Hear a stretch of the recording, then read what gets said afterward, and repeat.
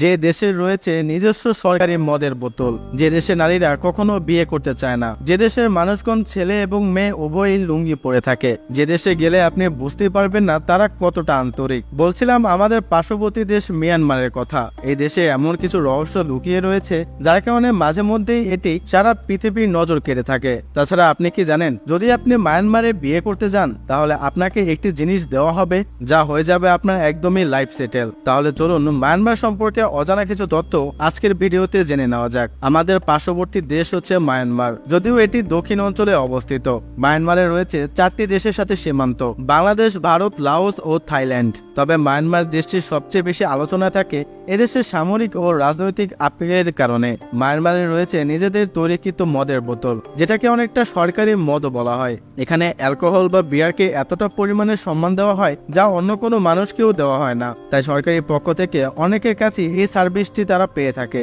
তাছাড়া মায়ানমারের বেশিরভাগ লোকই লুঙ্গি পরে, হোক সেটা ছেলে হোক সেটা মেয়ে। এমনকি আপনি লুঙ্গি পরে অনেক ওয়েটারদেরকে রেস্টুরেন্টেও দেখতে পারবেন। তারা মনে করে লুঙ্গি হচ্ছে একটি আরামদায়ক পোশাক। এই পোশাকটি পরার মাধ্যমে সবকিছুতেই কমফোর্টেবল মনে হয় তাদের। তাই বেশিরভাগ ধনী, গরিব, মধ্যবিত্ত, উচ্চবিত্ত প্রত্যেকটি লোকের কাছেই কয়েক ডজন ডজন লুঙ্গি থাকে। আর যারা একটু অভিজাত তারা সবসময় আধুনিক পোশাক পরতে পছন্দ করে। পর্যটকদের কাছে এক অনন্য নাম হচ্ছে মায়ানমার, কারণ মায়ানমারের পর্যটকদের জন্য অনেক কিছুই রয়েছে।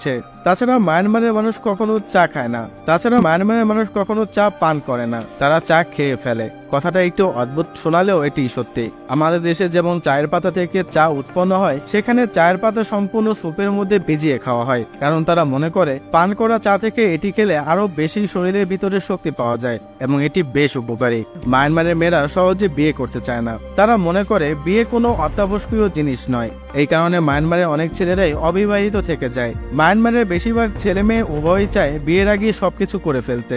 সবকিছু বলতে এখানে কি বোঝানো হচ্ছে তা আশা করি ভালো করে বুঝে গিয়েছেন। মায়ানমারের রাজধানীর নাম হচ্ছে নাইপেদো। যদিও মায়ানমারকে অনেকে বার্মা বলে চিনে থাকে, কারণ এই জায়গায় অনেক বার্মা উপগোষ্ঠী চট্টগ্রামের পাহাড়ের পর্বতের মধ্যে অবস্থান করছে। এর ভিতরে রাখাইন, চাকমা, ঝুনঝু এবং অনেক ধরনের উপজাতি মানুষই রয়েছে।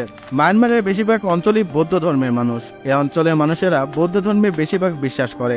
যদিও মায়ানমারের অর্থনৈতিক অবস্থা তেমন একটা ভালো নয়। এদেশে জনসংখ্যা 5 কোটি। জনসংখ্যার দিক থেকে এই দেশটি 26 নম্বরে অবস্থান করছে। যদিও বাংলাদেশের থেকে 4 গুণ বেশি বড় হচ্ছে মায়ানমার। প্রতি কিলোমিটারে 82 জন মানুষ বসবাস করে। এই কারণে মায়ানমারের অনেকটাই অঞ্চলই ফাঁকা। তাছাড়া মায়ানমারে কতগুলো প্রদেশ রয়েছে, তবে এই প্রদেশের মধ্যে অনেক লোকেরাই তাদের নিজস্ব দেশ চায়, অর্থাৎ তারা মানতে চায় না তারা মায়ানমারের কোনো একটা অংশ। যার কারণে সারা বছরই রাজনৈতিক ঝামেলা লেগেই থাকে এই দেশের মধ্যে। এইসব দিক বাদ দিলে মায়ানমার আসলেই এশিয়ার অন্যতম সুন্দর একটি দেশ।